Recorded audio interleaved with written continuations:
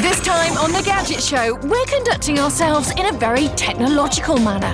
Suzi and I are challenged with giving the Gadget Show theme tune a very 21st century makeover by assembling our very own gadget orchestras. I love it. John ropes in mini movie star Warwick Davis to help him test the latest mini projectors. Good things come in small packages. I become a gadget champion for cyclists with the amazing Bond bike. And it's hammer time as Pollyanna gets seriously extreme when she tests the latest gadget bags. Failed.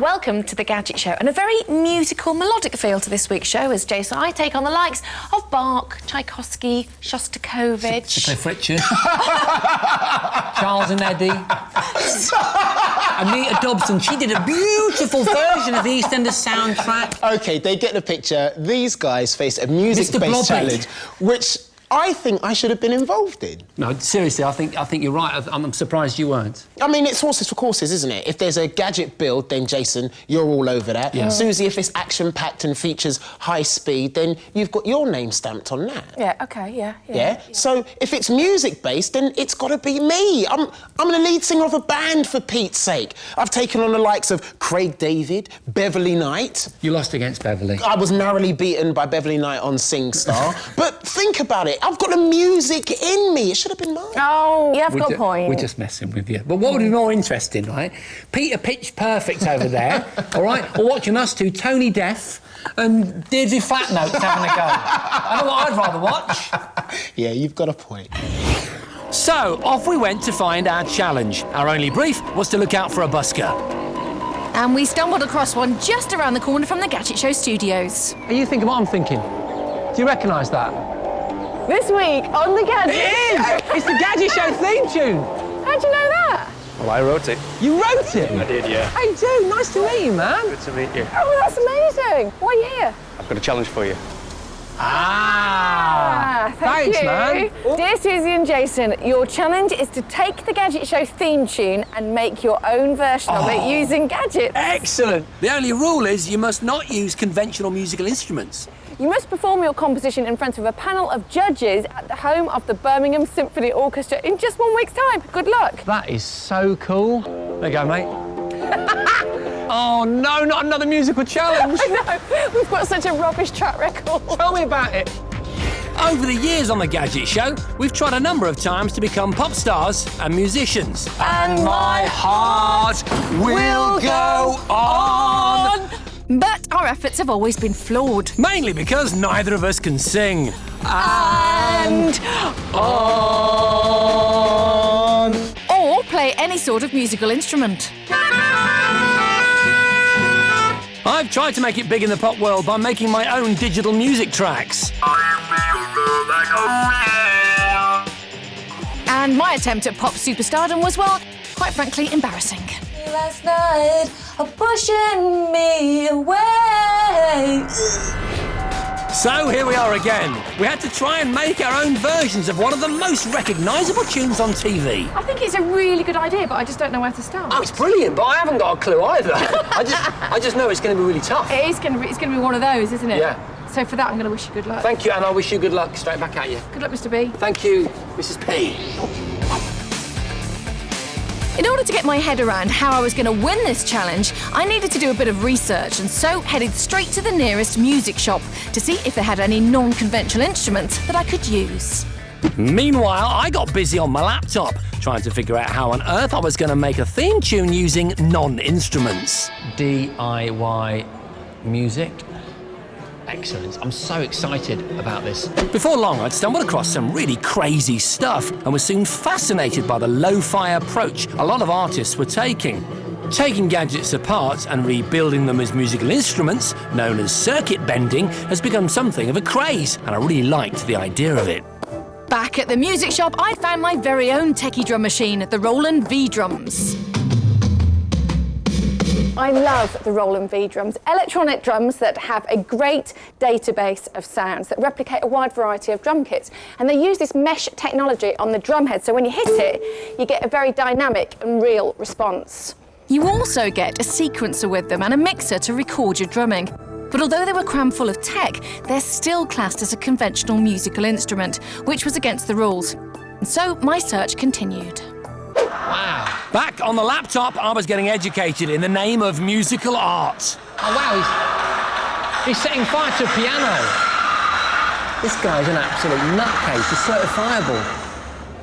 But I like it. So I'd come to the decision that circuit bending and modifying gadgets was the way forward for me. I'd found another chap who took inspiration from a mellotron to create his own unique style of music. And he can sample sounds using a whole array of what look like cassette players. The sort of thing that I used to groove to in the 80s. How hard could it be? I'd gone back to the 80s too and found an innovative synth percussion pad. Look at this, it's amazing. It's the Roland Hansonic. It's a digital percussion pad, but it uses an infrared beam, so you control it with your hand.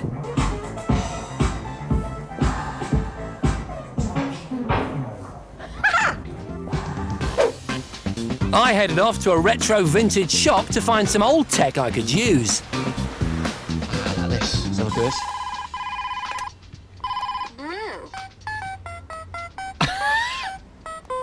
Love that, love that. Does this thing even work? Okay, it doesn't really matter, does it? I'll get it to work. Soon I got quite the box of tricks and gathered together some tools to make a start on modifying them. I was still trawling the shelves at the music shop, searching for that one elusive instrument that would set me on my way. And then I found it. Ah! The Tenori On. We've had this on the show before. Look at that amazing interface. The Tenori On is an electrical musical instrument. Its screen is covered by 256 LED switches. You create sounds by programming the switches in different combinations and pressing the buttons to trigger the noises. So what I need is a bunch of instruments like these, some people to play them, and obviously someone to come and teach us how to play them. Oh yeah, this is going to be fine. Oh, that was so funny. I did find some incredible gadget instruments. Amazing stuff out there. Jason, what were you up to? Well, I know it looked very weird, didn't it? But actually, all of that research and soaring does lead to a very exotic and exciting set of musical gadgets. You're going to love where this is going. You are. Glad to hear it. Can't wait. Welcome back. Now, I'd like to talk to you about mini projectors. Projecting on the move has traditionally been seen as rather a bad idea. The machine would weigh as much as the family dog and probably require its own ticket if you took it with you on the train.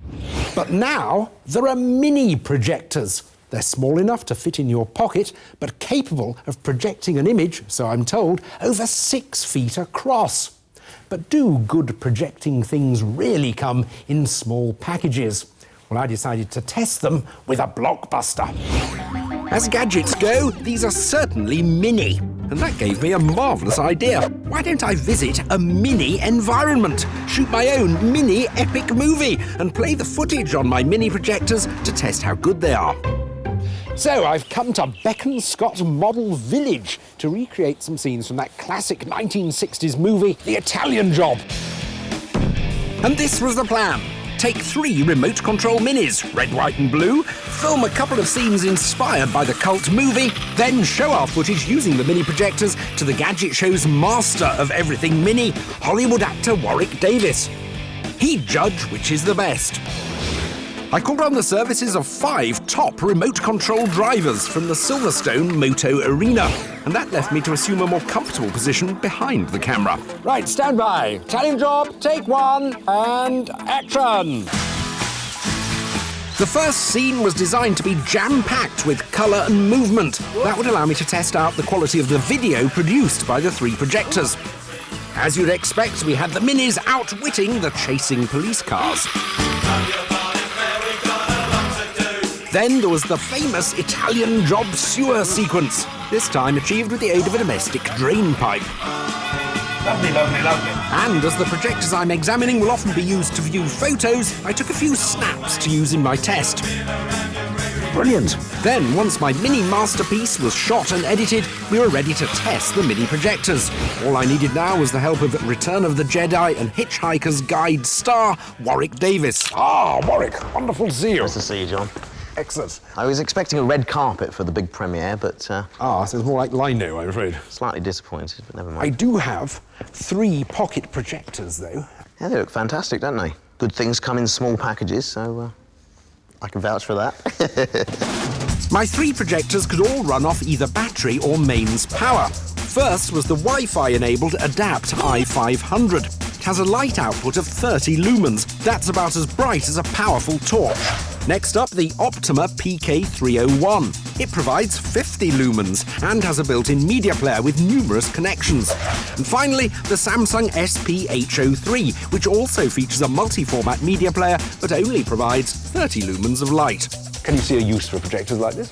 Well, absolutely. I mean, they're great little things. They're really useful if you're on holiday.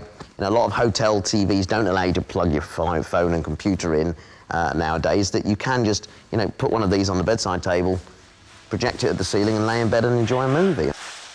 But how would our projectors compare? As our classy mini-movie started, it was immediately obvious that the Adapt image in the middle wasn't just the darkest, it was also 4:3, not widescreen. The Samsung image on the left was good, but had limitations. I think the Samsung's bleaching out a lot of the highlights. It is, you do. You lose all the detail in the whites, don't you? But the Optima on the right, with its stronger light, had a brighter picture with the best colours. And I think brightness is really important with these projectors because, you're not always going to be in an environment like this where you can shut out all of the light. I'm actually pleasantly surprised. I mean, I didn't think they'd managed to fill such a big screen so convincingly from such a small box. So the Optima was narrowly in the lead, with the Adapt trailing in third. Could it improve in the audio test? Right, they've all got little speakers, so let's hear what they sound like. First, the Samsung with its 1-watt speaker. Well, you can hear it. Yeah. It's hardly THX certified. Next, the Optima, also with a 1-watt speaker. I think that's much the same sound performance from the Optima. Yes. Oh, right, it's a small sound from a small unit. And oh dear, last and I'm afraid least, the Adapt with its 1/2-watt speaker. Is that it? That's as loud as it goes. That's pathetic. But all 3 projectors have headphone sockets, so you don't have to rely on the speakers.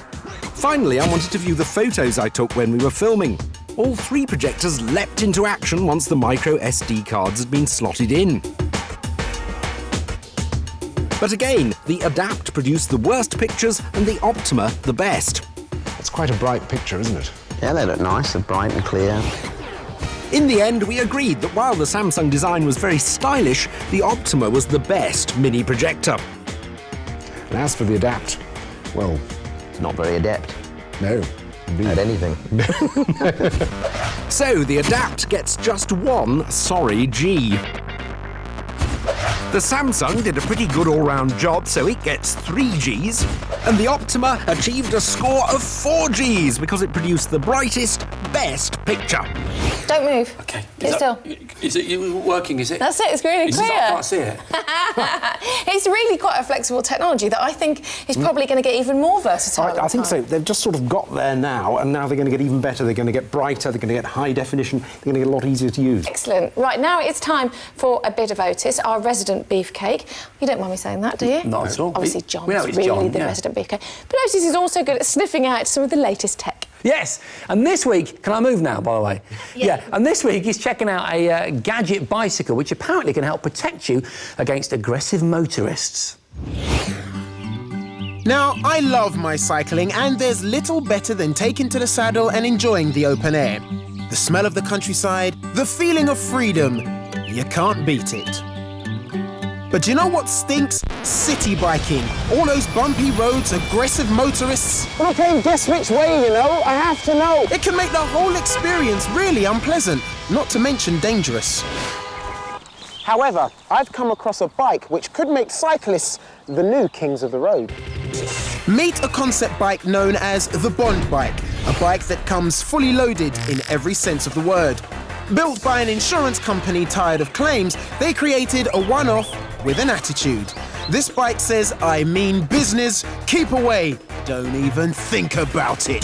The rear wheel's been replaced with an all-terrain Caterpillar track, which means it should be great for potholed roads, as well as softer surfaces like grass.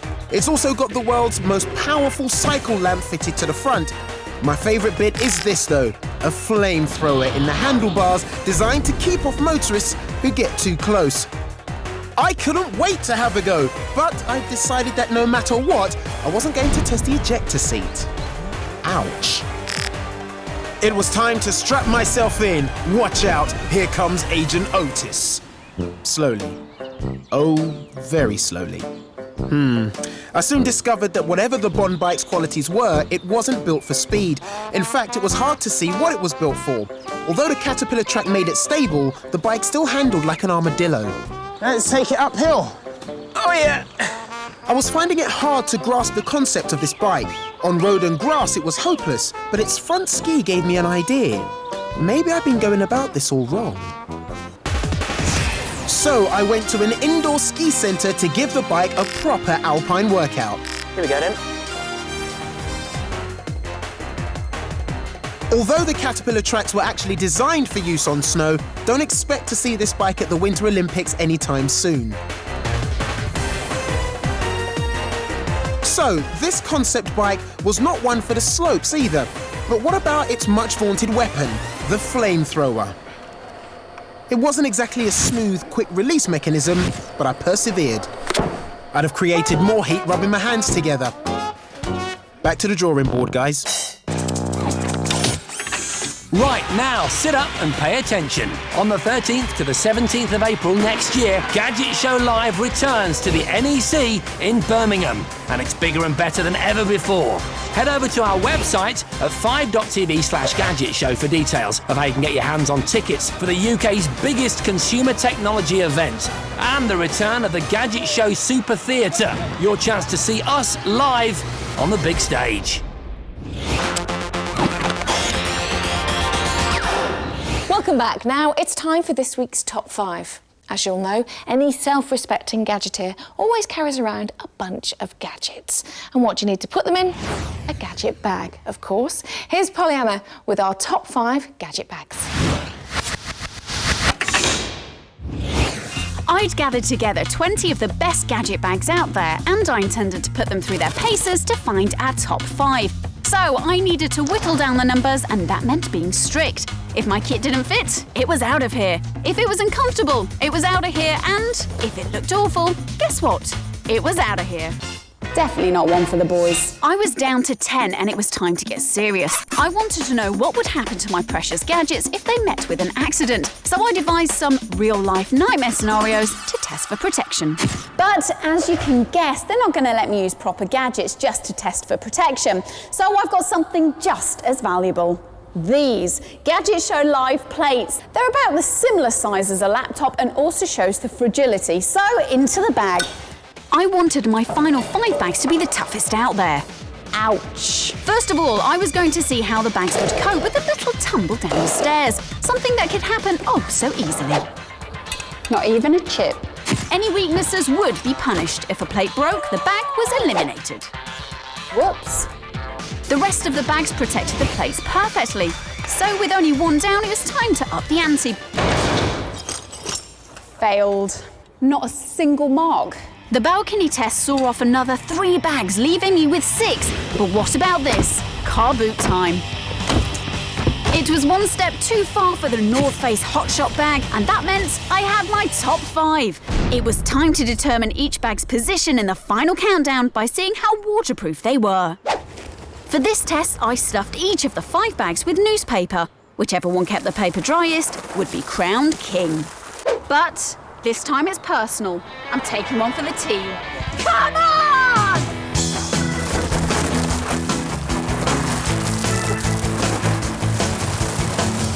I think it's remaining enough. So after my extensive testing, any of my top 5 bags will do a decent job protecting your tech. But which one will come out on top? In 5th place, it's the Crumpler Henry's Jewel, a sturdy bag with removable laptop sleeve. Hardcore enough, even if it did let some water in. Now this paper's absolutely drenched, and I'm wondering why. If you just have a little bit of an opening, the water's going to go straight in. In 4th place, it's the Tech Air 5704, which had ample room for all my tech and more with its concertina-style compartments, although there was a bit of sogginess. Not great, as you can see the water got in just a little bit. In 3rd, it's the Mobile Edge Secure Pack, a bag as tough as it looked, although access to the main compartments was a little awkward with the straps getting in the way. Barely any leakage though. It's a little bit there, but not bad. In 2nd, it's another Mobile Edge, the Common Paris backpack. The sturdy leather outer protected the plates and kept the rain off, although I had reservations about how long it would stay in pristine condition. That's bone dry. And in 1st place, the king of gadget bags that coped with stairs, balconies, car boots and water better than any of the others. The Tech Air 4503. It's in a zip and outer flap meant not a drop of water got through, and it had compartments and space aplenty for all the kit. A great bag. Absolutely no water whatsoever. Completely survived all of that. Good test, Polly. Yeah. Yes, it I'm was. still not sure what that to spray you in the face with that hose. No. Don't, neither am I. This was the rather good-looking bag that got to number 1 there, the Tech Air. It was waterproof, not a drop of water on the paper, and great protection and padding. Yeah, it protected that rather disgusting plate. Oh, the that turned up. plate. What are you talking? I love this plate. The Seriously? special Gadget Show commemorative plate. It's a beautiful thing. In fact, I'm sure I'm not the only one out there right now thinking, I'd like that plate. I can see my beans there, maybe a sausage, just, well, whatever. But there is a way that you can own your very own Gadget Show plate. Yeah, you know what? Believe it or not, we're actually giving away one of these disgusting plates in this week's competition. Right, time now to return to this week's challenge, which is all about making sweet, sweet music. Yeah, that's one way of putting it. Another way of putting it is that it's a big musical brawl between the two of us in which we've got to give the Gadget Show theme tune a gadget makeover.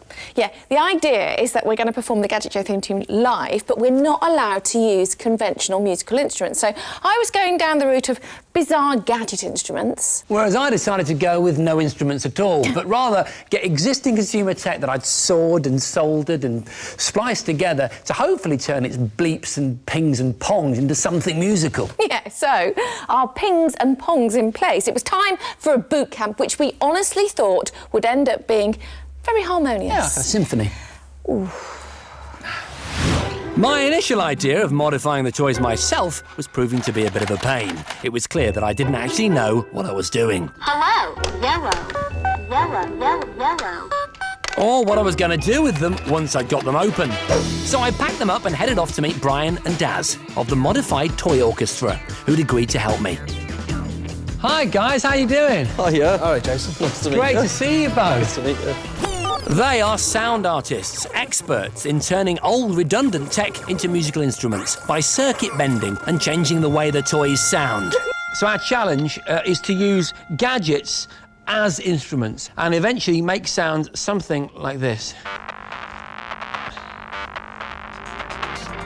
I was still feeling very uneasy about this whole musical challenge, but in light of past failures, I was desperate to win this one. Luckily, I'd managed to get hold of a whole load of strange gadgety instruments and recruited some classically trained musicians from the Birmingham Philharmonic Orchestra to play them with me. So whilst my team of musicians were busy getting to know their new wired instruments, I met up with top music producer and DJ Dave Spoon, who had kindly agreed to be our conductor, of sorts. The first thing we did was listen to the track and break it down into its individual layers. Okay, so the most prominent part is the bass, which is there. We've then got our drums, so another device can be playing that, and our guitars, and there's also some effects as well in this. It's quite a simple track, but the production on it is so good that it gives you the impression that it's a lot bigger and there's a lot more going on. In actual fact, it's probably a little bit less scary than you think. So Dave had come equipped with an upbeat, positive attitude, which was a good job, really, judging by the racket that my assembled orchestra were producing.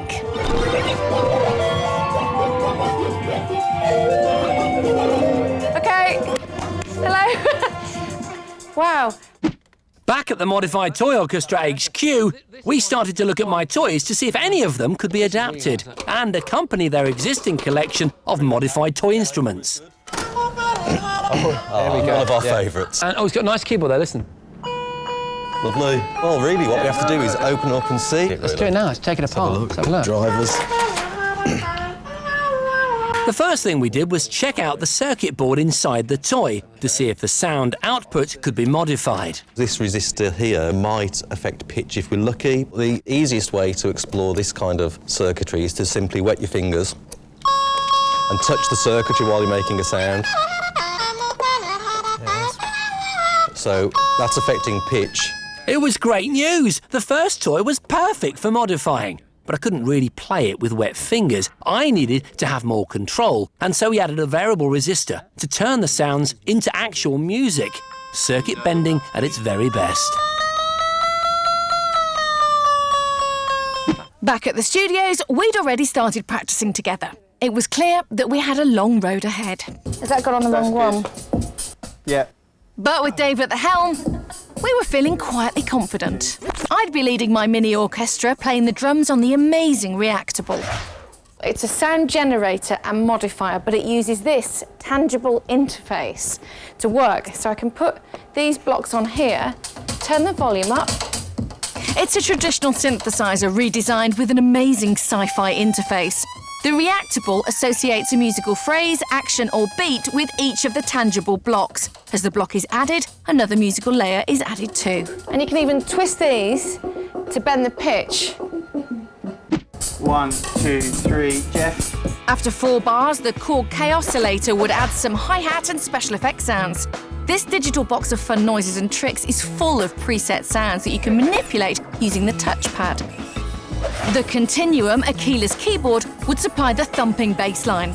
Its surface responds to touch and pressure, which means you can control all aspects from pitch to volume and tone with your fingertips. So the intro was sorted, and it didn't actually sound that bad. Back at the workshop, we were making good progress. I'd managed to completely reconfigure a set of toy bongo drums by adding a variable resistor. You like? And they sounded whack. Run! It's gonna blow! 3, everyone. Back in the rehearsal rooms, we were still trying to get the instruments into the arrangement of the track.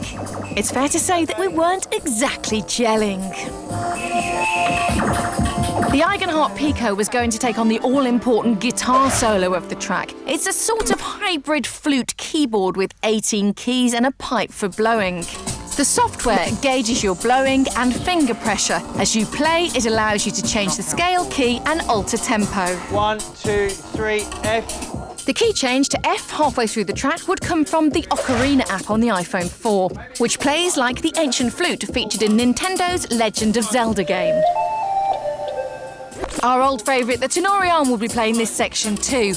We'd programmed some of the switches, but it still needed a bit of tweaking. After a few more hours of soldering and rewiring, we were getting closer to our first run-through. But I wanted to try adding some high-tech musical gadget into their circuit-bending extravaganza. This little setup is my contribution to our band's live performance. I've sampled loads of really cool toy noises on this dictaphone here and loaded them onto my computer's MP3s. I'm now using this mixing desk from a company called Rain, which includes, built into the desk, some software called Serato, which is a DJ mixing software, which should, if it works, enable me to scratch up, like a DJ using vinyl, those MP3 toy sounds on my iPad. By using the iPad's Tone Table app, I'd be able to add sampled toy sounds to the performance on the day. In the meantime, we needed to start playing the toys to get a feel for where we were with the track. It's just great. I love it.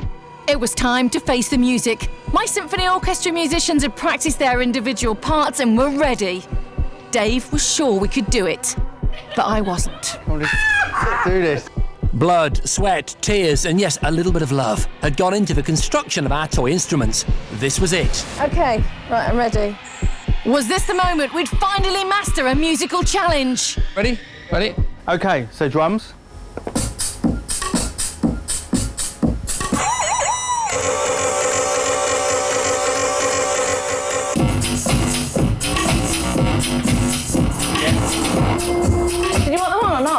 then back to the bass line. Yeah. By some miracle, we'd started off sounding really quite good. But once we got to the solo, it started to go downhill. My trained musicians seemed totally out of their comfort zone. 1, 2, 3, 4, and computer game noises, and then we're finished. I didn't know how we were going to perform together in just 1 week's time. Okay. After a promising start, we fell apart pretty quickly too. My version was just a big noisy mess. That was really... The modified toy orchestra usually take 10 months to perfect one track. I don't think we're going to Might take a bit of work. I had no idea what we'd come up with in just 7 days. Oh, no. What are we going to do? With the greatest respect, guys, that is a din. It's awful. I think it's much worse than that. It's only worthy of one syllable. Din. Look, it doesn't matter. Our rehearsal time is pretty much over. Do you know what? Susie is absolutely right. After the next break, that's it. We are in front of an esteemed group of judges doing 2 live performances of the Gadget Show theme tune. So, which of these 2 is destined to be celebrated, lauded for their musical ingenuity, and which of them is going to be, well, pelted with rotten eggs the moment they leave the music venue? Find out after the break.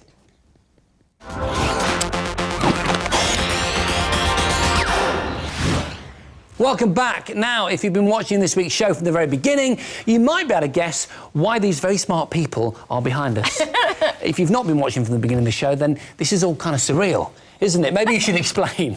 OK, this week Jason and I were set the challenge of putting together a gadget orchestra so that we could recreate the Gadget Show theme tune live, but there was one rule. We were not allowed to use conventional instruments. So I went down the route of quirky gadget instruments and Jason had to use modified gadgets as instruments. Yeah, and rehearsals went really well, didn't they, guys? Oh, no. Yeah, OK, maybe we just put that behind us, yeah? Move on and focus, because now it doesn't matter anyway now, does it? We've reached the point of no return. Exactly. We are about to head out of the Gadget Show studio to the City of Birmingham Symphony Orchestra so that we can perform our Gadget Show theme tunes live in front of a panel of expert judges. And I, for one, am absolutely terrified. Yeah, I'm pretty much there with you as well. Should we do it? Let's do it. Come on, guys. Let's go. So we nervously headed off to the CVSO with our new musical friends, where a panel of industry experts were ready and waiting to judge our performances. Tommy D, record producer extraordinaire, who's worked with the likes of Kylie, Kanye West and Jay-Z. Chris Barker, deputy editor of Future Music magazine. And our old friend Barry Gledden, the composer of the original track. I drew the short straw and was first to perform. Our nerves were shot. I just hoped we could hold it together and deliver. Ready, gang? Here we go.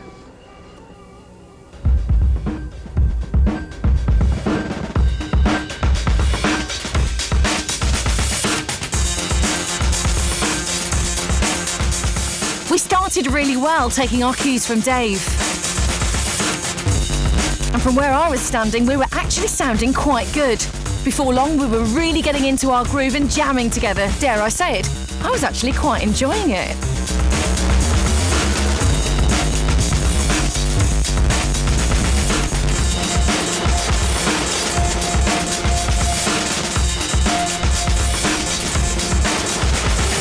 And Julian played his solo on the Eigenharp beautifully.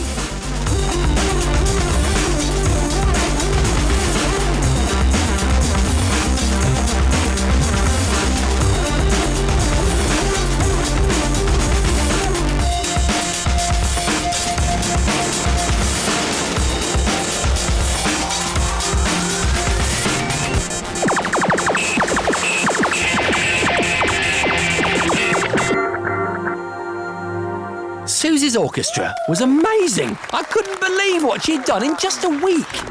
Well done, guys. But now it was my turn. My modified toy orchestra had literally everything to play for.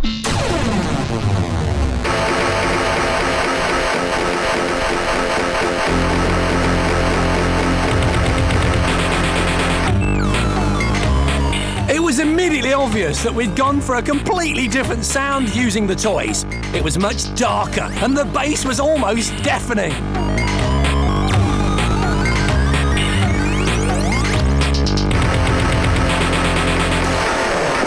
We'd managed to include 2 of my toys in the final ensemble, and my turntable app was working really well during the middle breakdown.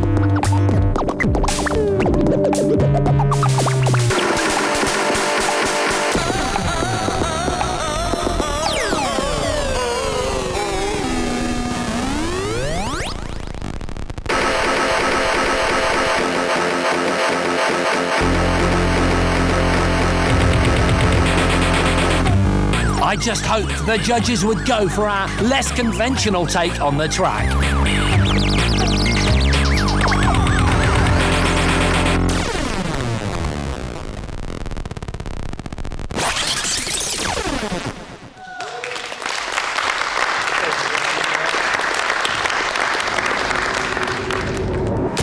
It was all over. We could do no more. While the judges deliberated and made their final decision, we waited nervously to hear the results. I'd just like to say thanks to all of you for putting in your hard work and spending so much time and effort on this project. I loved Jason's band and I loved the sounds that they make. It was very quirky. I really liked the arrangement. The fact that Suzi's band had mastered these instruments in such a short space of time, it's made it very, very difficult for me to try and pick the other 2. It's a difficult one. But we have made a decision. Both our teams had worked so hard with us on this challenge. We were both desperate to win. And the winner is...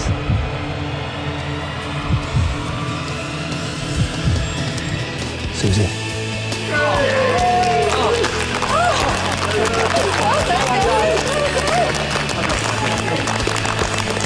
Well done, babes. Well done. I